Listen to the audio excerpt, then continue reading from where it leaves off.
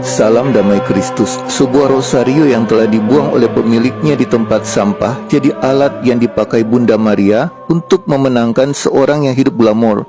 Sebuah barang usang yang disepelekan ternyata mengandung kuasa yang bisa kita lihat pengaruhnya dalam kisah ini.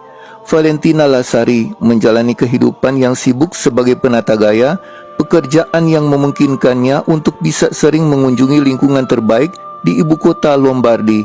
Dan sesuatu terjadi pada tanggal 10 September tahun 2001.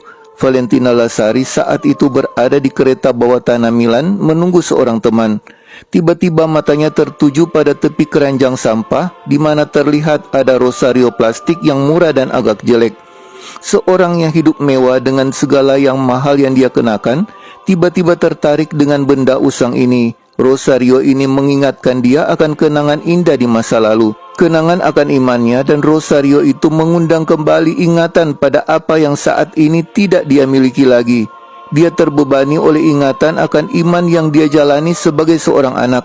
Karena setengah ragu dan setengah malu, entah kenapa secara sembunyi-sembunyi seperti pencuri, dia melihat sekeliling dan ketika terlihat aman, dia ambil rosario itu dan memasukkan ke dalam sakunya. Dan rosario itu membawanya langsung ke nostalgia akan rumah masa kecil.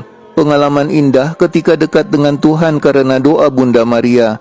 Dan dimulailah jalan pertobatan yang panjang hingga tiba di penyerahan sepenuhnya pada Tuhan.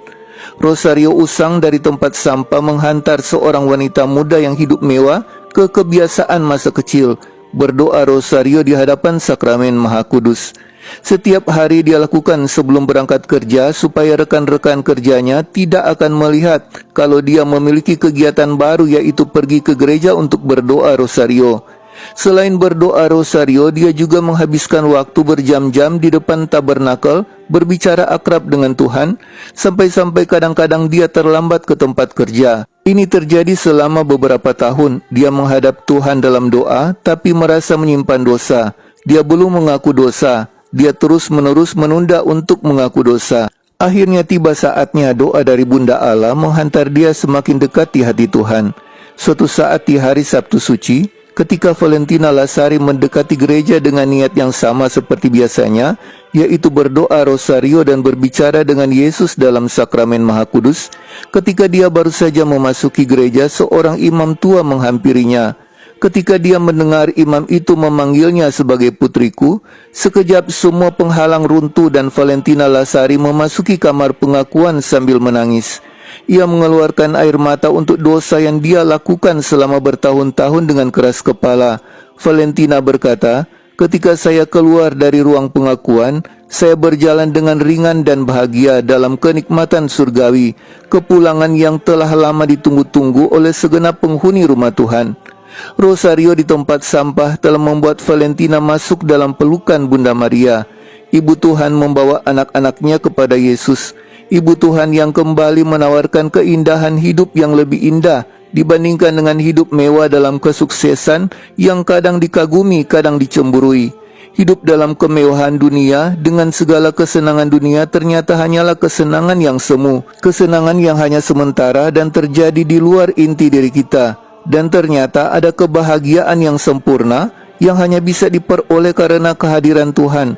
Kebahagiaan yang menetap, yang mengatasi semua masalah dan penderitaan. Di saat Valentina merasa dia sudah memiliki segalanya yang bisa dia nikmati di dunia, rosario di tempat sampah mengingatkan dia akan kebahagiaan masa kecil yang ternyata lebih membahagiakan. Dan sekarang Valentina Lasari telah menemukan Tuhan, dan dia ceritakan kesaksiannya yang diterbitkan oleh jurnalis dan penulis Aldo Maria Valli di blognya yang dikirim oleh Valentina sendiri. Bagi saudara yang merasa terberkati dengan video ini, silakan bagikan kepada yang lainnya. Yang ingin berkomentar dipersilahkan di kolom komentar.